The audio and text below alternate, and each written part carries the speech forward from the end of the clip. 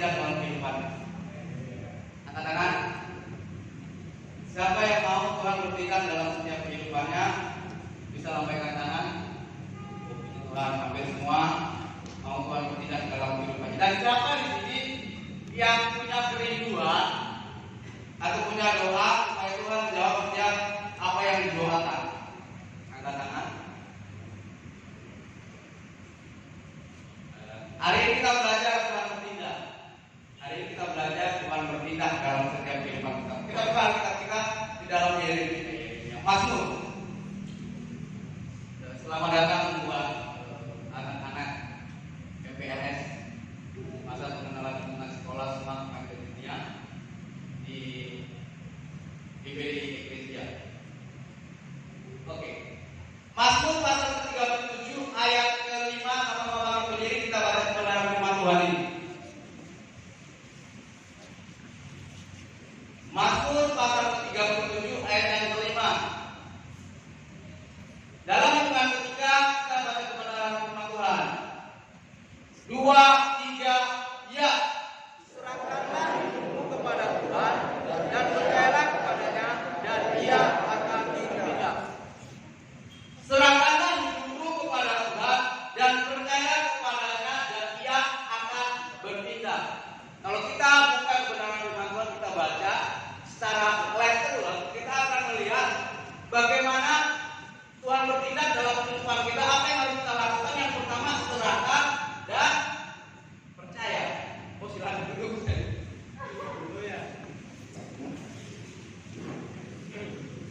Serahkan dan percaya.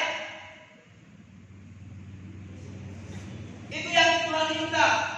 Itu yang Mazmur katakan, serahkanlah hidupmu dan percayalah, maka Ia, kata Ia ini menggunakan huruf besar, arti menuju kepada Tuhan, maka Ia akan bertindak. Kata akan itu belum menunjukkan sudah dilakukan. Tuhan akan bertindak ketika kita serahkan dan percaya.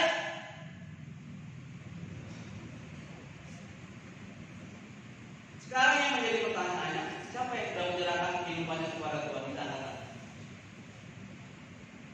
Siapa yang menyadari dia sudah menyerahkan kehidupannya kepada Tuhan? Bisa angkat tangan.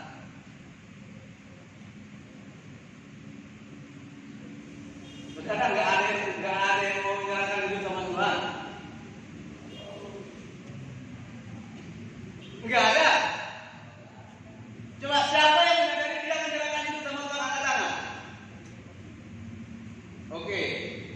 Buat yang angkat tangan, saya semua bilang, ketika kau serahkan hidup kepada Tuhan, jangan komplain.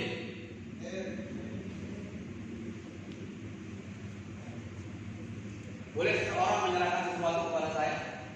Apa saja? Apa saja? Tapi jangan diambil lagi. Ada yang punya kertas? Coba sesuatu yang bisa diserahkan, saya mau gambarkan ilustrasinya. Ada? Sesuatu bisa diserahkan kepada saya? Oke. Kakak ini menyerahkan ini kepada saya. Menjadi pertanyaan, ini hak saya apa hak kakak ini? Hak saya apa hak kakak ini? Hak kaya. Saya. Enggak boleh ada hak saya. Punya saya loh. Punya saya enggak? Punya saya dia bisa serahkan enggak? Bagi kalau kau serahkan hidupmu sama Tuhan. Tuhan banting hidupmu. Tuhan masukkan jurang hidupmu.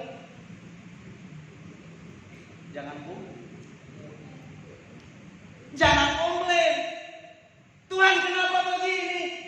Tuhan kenapa begitu? Engkau sudah menyerahkan hidupmu kepada Tuhan.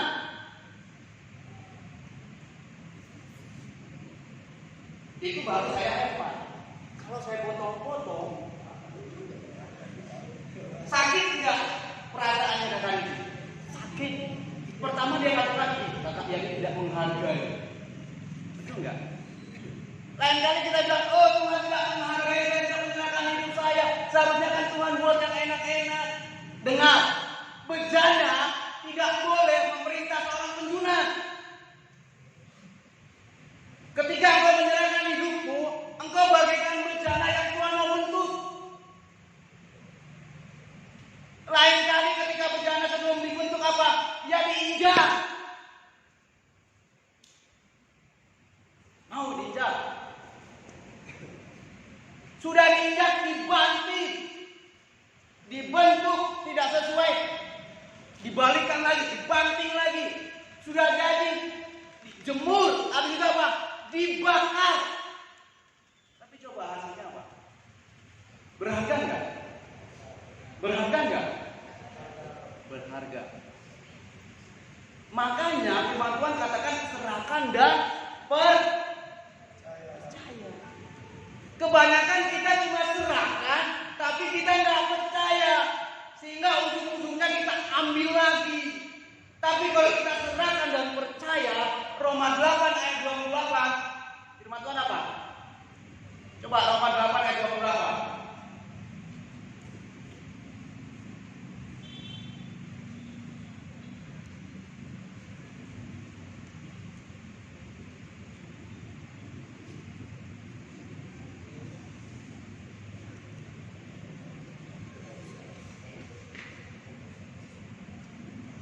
Kita tahu sekarang bahwa Allah turut bekerja dalam segala sesuatu untuk mendatangkan kebaikan. Katakan, kalau Tuhan bekerja itu mendatangkan kebaikan.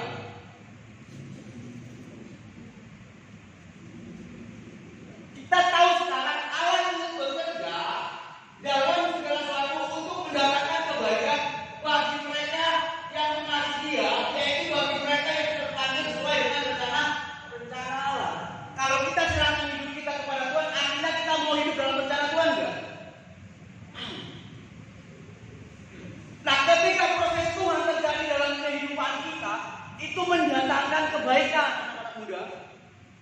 Saudara dibentuk selama 3 hari, sakit tidak? Sakit. Kak, saya ini ketua OSIS, tapi saya begini-gini. Saya kakak kelas, tapi saya begini. Sakit tidak? Sakit. Pembentukan tidak ada yang tidak sakit. Siapa bilang dibentuk enak? Enggak enak. Tapi lihat hasilnya ketika engkau sudah dibentuk. Makanya kuncinya itu percaya. Kuncinya percaya. Saudara yang mungkin yang hari ini belum mendapatkan pekerjaan masih menanti dan menanti. Walaupun orang banyak mengatakan hal yang paling membosankan adalah menunggu. Tapi itu Tuhan sedang membentuk engkau. Jangan sampai ketika kau dapat pekerjaan cepat, keluarnya juga cepat. Karena apa? Tidak sesuai dengan ekspektasimu. Ternyata kerja di itu tidak enak. Makanannya tidak enak, tidak ada rasanya. Formennya kejam-kejam, jubirnya tidak tahu diri. Engkau akan hidup dalam pengeluhan. Makanya engkau yang belum bekerja itu artinya Tuhan sedang mempersiapkanmu. Sehingga ketika engkau bekerja, engkau siap bertaruh. Saudara yang kerja terus resign, saudara pikirkan ada begitu banyak orang ribuan di sana untuk mendapatkan posisi yang saudara dapati. Tapi ketika engkau keluar kenapa? Lelah. Saudara tidak bersyukur.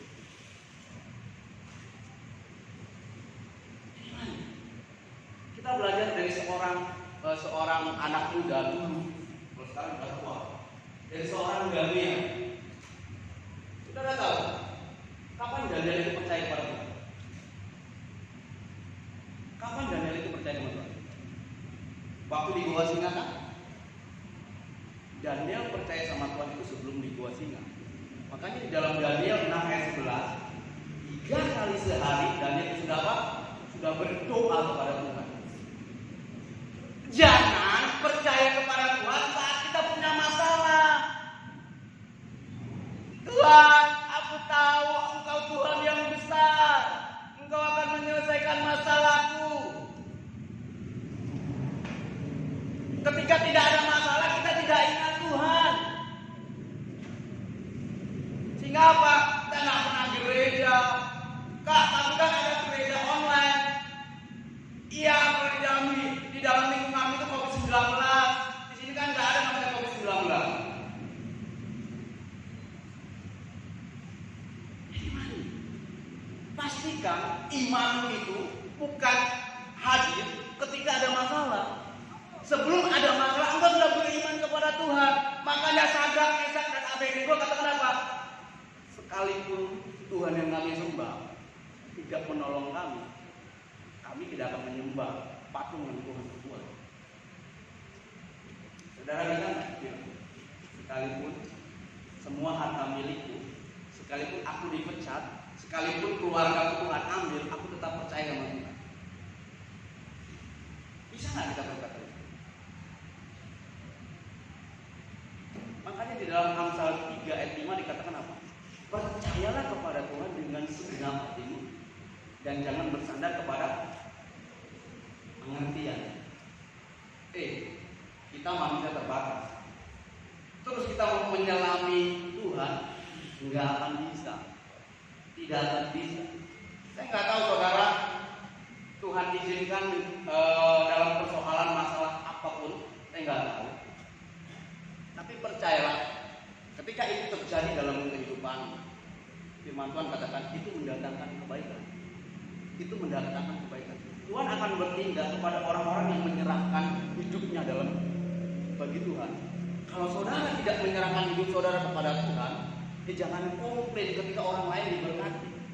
Sekalipun saudara sama-sama setia. Tuhan saya kan setia. Ya betul saudara setia, tapi saudara tidak menyerahkan hidupmu kepada Tuhan. Tuhan saya melayani, betul. Tapi engkau tidak menyerahkan hidupmu kepada Tuhan.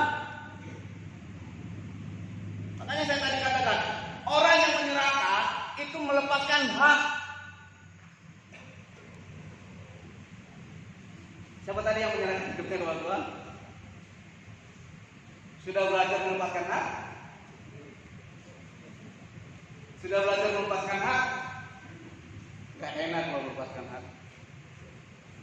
Sudah belajar melepaskan hak? Ketika Kak Stra ini belajar melepaskan haknya, akhirnya akan mujizat.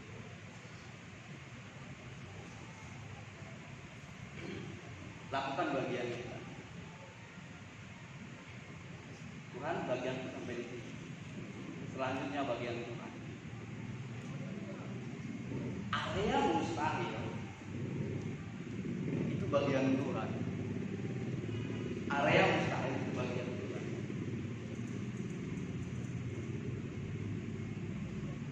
Saya nggak tahu perkara apa, besar apa yang saudara hadapi. Tapi ketika engkau menyerahkan hatimu kepada Tuhan, nanti kan tidak boleh ada begitu. Itu saya.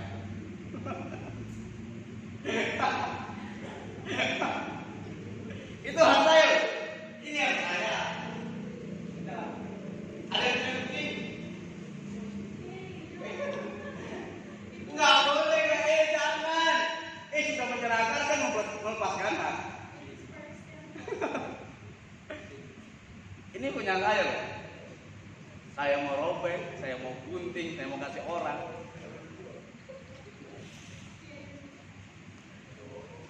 Boleh komplain nggak? Nggak boleh. Saudara sudah menyerahkan hak saudara kepada Tuhan? Ya. Sudah menyerahkan hak saudara kepada Tuhan? Tapi tahu saudara, Tuhan itu tidak seperti saya yang kejam, lempar, tidak menghargai pemberian. Tuhan itu tetap menghargai kehidupan kita. Kenapa? Bukti Tuhan menghargai kehidupan kita apa? Dia menyelamatkan kehidupan kita. Masa ya hidupmu itu diselamatkan, masa utangmu Tuhan nggak tolong? Hidupmu diselamatkan, masa jodohmu nggak dikasih? Hidupmu diselamatkan, masa penyakitmu nggak sembuh?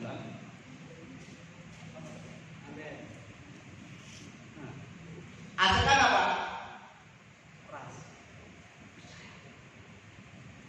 Percaya. Sudah percaya sama Tuhan? Percaya sama Tuhan? Terima saja. Yeremia 29 ayat 11. Tidak ada rancangan kecelakaan dalam kehidupan Tuhan. Amin. Amin. Yang menjadi pertanyaan kenapa kita percaya sama Tuhan? Ada 3 hal yang kita lihat. Yang pertama, Tuhan yang memelihara hidup kita.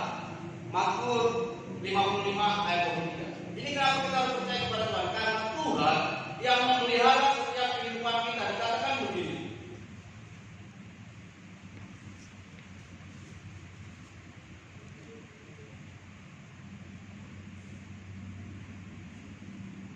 Serahkanlah kuasamu kepada Tuhan, maka Dia akan memelihara engkau. Tidak untuk selama-lamanya dibiarkan orang benar itu goyah. Di dalam 1 Petrus ayat 5 pasal 7, serahkanlah kekhawatiranmu kepada Tuhan, sebab Dia yang memelihara. Saudara, namanya memelihara itu dikasih makan, dirawat, diperhatikan kehidupannya. Kenapa kita menyerahkan kehidupan kita? Kenapa kita harus percaya kepada Tuhan? Karena Tuhan itu bertanggung jawab atas kehidupan kita. Kadang orang tua kita tidak bertanggung jawab. Betul tidak? Ada satu kesaksian tadi, ketika mereka bersaksi dikatakan orang tua saya itu tidak mau menyekolahkan saya. Saya bersekolah itu karena dorongan teman saya. Kadang orang yang kita sayang itu tidak bertanggung jawab, tapi Tuhan itu bertanggung jawab atas kehidupanmu. Artinya segala sesuatu yang kau butuhkan, segala sesuatu yang kau perlukan, Dia sediakan. Saat ini kau butuh apa? Yang sakit, yang diperlukan apa? Kesembuhan. Minta sama Tuhan. Yang butuh pekerjaan, minta sama Tuhan. Mintalah maka kau akan dapat. Saudara, kalau saudara minta cuma 1 kali, habis itu saudara bilang, Tuhan kau akan mengetahui. Minta, tidak jemu-jemu terus, minta. Dalam tanda kutip kita memaksa Tuhan. Itu yang pertama. Yang kedua, kenapa kita harus percaya kepada Tuhan? Ayat 42 ayat 2. Saudara hafal ayat ini kan? Apa bunyinya? Ayat 42 ayat 2. Ada yang tahu? Aku tahu bahwa engkau sanggup melakukan segala sesuatu yang tidak ada rencanamu yang gagal. Di dalam Yeremia 29 ayat 9 dikatakan rancangan yang damai sejahtera, masa depan yang penuh harapan. Itu akan menjadi bagian kita karena tidak ada rancangan Tuhan yang gagal. Sekalipun ada banyak orang yang coba menggagalkan rancangan Tuhan dalam kehidupan itu, tidak akan pernah bisa. Ketika Tuhan sudah mengangkat engkau, waktunya engkau naik untuk jadi seorang yang naik di atas, siapapun yang menggagalkan engkau tidak akan pernah bisa. Karena setiap rencana Tuhan dalam kehidupan kita itu enggak pernah gagal. Enggak pernah gagal.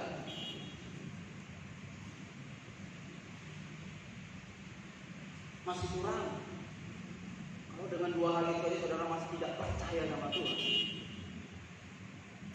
Yang terakhir yang tadi, karena Tuhan selalu mengerjakan yang terbaik bagi kehidupan kita. Roma 8 ayat 20.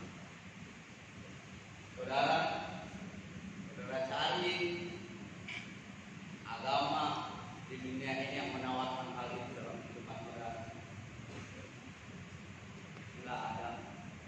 Tidak ada. Saya pastikan tidak ada.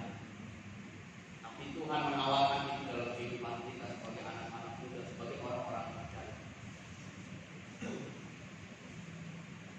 Tawaran kita. Kenapa kita harus percaya kepada Tuhan? 3 hal yang Tuhan tawarkan. Karena Tuhan itu memelihara kehidupan kita. Tuhan tidak pernah gagal. Tuhan selalu mengerjakan hal yang terbaik dalam hidup. Kalau 3 hal itu kita tanamkan dalam kehidupan kita, seperti lagu, walaupun kita di tengah badai, di tengah gelombang, kita akan tetap. Kenapa kita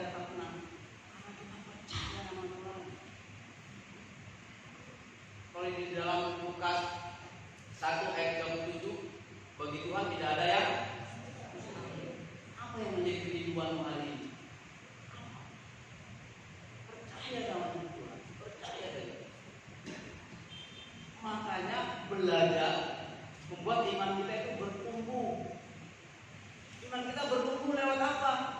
Lewat pengenalan akan firman Tuhan. Bagaimana kita bisa percaya sama Tuhan kalau kita tidak pernah baca kebenaran firman Tuhan? Kalau ada teman kita, saya renungan tapi kurang kerjaan deh. Hai, siapapun engkau, sebagai orang-orang percaya, Tuhan tidak pernah menuntut kita untuk kita percaya kepada Dia, enggak. Tapi satu hal yang harus kita ketahui di dalam Roma dikatakan hanya orang-orang yang percaya itu yang memperoleh keselamatan. Yohanes 3 ayat 16, karena begitu besar kasih Allah akan dunia ini sehingga Ia menyerahkan anaknya yang tunggal, sehingga setiap orang yang percaya tidak binasa melainkan memperoleh hidup yang kekal. Ketika kita percaya kepada Tuhan, bukan hanya berkat jasmani yang kita peroleh, melainkan berkat surgawi, yaitu kehidupan kekal. Saudara percaya sama Allah, sama Muhammad, tidak ada jaminan selamat. Tidak ada jaminan selamat. Saudara percaya sama Buddha, itu tidak ada jaminan selamat. Saudara percaya dengan dewa-dewa orang hidup, itu tidak ada jaminan selamat. Tapi ketika saudara percaya kepada Yesus, ada jaminan keselamatan. Bagaimana? Percaya kan? Percaya kan? Percaya kan? Sekalipun kau hari ini belum melihat apa sih yang menjadi rencana Tuhan dalam kehidupan kita. Ini kita belum melihat ujungnya kemana. Ya ayo, kita nggak tahu. Tapi ketika kita percaya sama Tuhan, kehidupan kita itu seperti puzzle, banyak potongan yang sebenarnya kalau kita merenungkan, kita pelajari, itu kita akan butuh. Dan nanti ketika satu saat ketika semuanya sudah lengkap baru kita mengerti, oh ini loh rencana Tuhan dalam kehidupan saya. Ini yang Tuhan mau, ini yang Tuhan kerjakan. Bagaimana? Sebagai anak-anak muda, bukan sedikit tantangan, bukan sedikit masalah, bukan sedikit godaan yang dunia perhadapkan dalam kehidupan kita. Belajar percaya kepada Tuhan. Engkau yang kuliah, engkau di kos-kosan, mungkin Tuhan izinkan orang tua tidak kirim uang sampai 1 minggu. Saya selalu bilang kepada anak-anak yang ada di sini, jadi anak Tuhan itu jangan minta uang sama orang tua, tapi mintanya uang itu sama Tuhan. Jadi ketika kita minta uang sama Tuhan, berdoa sama Tuhan, orang tua yang telepon, nah uangmu masih ada.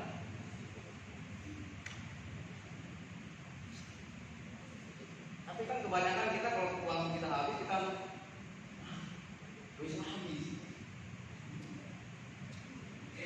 Tapi belajar berdoa mintanya sama Tuhan. Mungkin orang tua kita belum mengirimkan uang, tapi bisa jadi Tuhan apa? Kirimkan orang-orang di sekitar kita, tahu-tahu teman kita, yuk ikut kita siapa? Maka kita traktir. Itu karyanya Tuhan dalam kehidupan kita. Nah kalau kita mengerti akan hal itu, saya tidak percaya kita akan teguh di dalam Tuhan. Amin. Mau percaya sama Tuhan? Amin. Mau percaya sama Tuhan? Amin. Sekalipun saat ini kau di dalam lubang kekelaman, masih mau tetap percaya? Amin. Bagi berdiri yang percaya. Kita